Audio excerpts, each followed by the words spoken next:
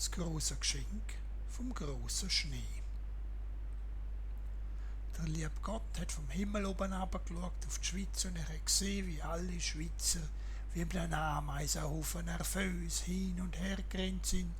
Und gerade als er so am Zuschauen war, bringt ihm der Petrus die Nachricht, dass die Schweizer Touristiker gerne einen Hampfler Schnee hätten. Der liebe Gott überlegt ganz kurz und dann sagt er zum Petrus, ja, gib einen Hampfler. Und dann als Geschenk von mir noch 2 Hampfler dazu. Die Schweizer sind so hektisch, vielleicht bringt ein bisschen Pause in das gestresste Leben und die Schweizer finden unter der Schneedecke ein bisschen Ruhe und Zeit zum auch an mich denken. Der Petrus hat Schnee gelassen. Und Schnee gelassen. Und Schnee gelassen. Und er denkt, jetzt sei alles gut. Der liebe Gott ist gerade mit ein paar Engeln zusammengehockt, um die aktuelle Papstreise zu besprechen.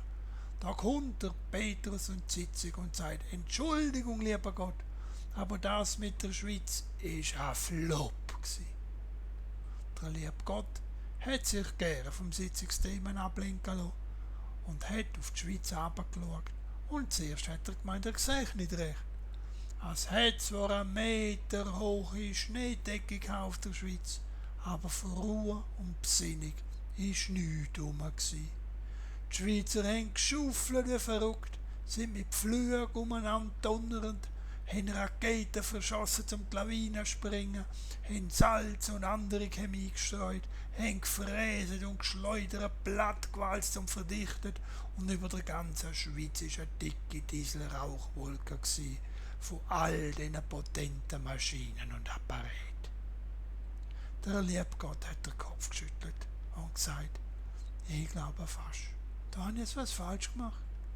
Wenn die Schweizer den Schnee als Geschenk nicht so können nehmen, wie ich ihnen gebe, dann kriegen sie nächstes Jahr gar keinen Schnee mehr.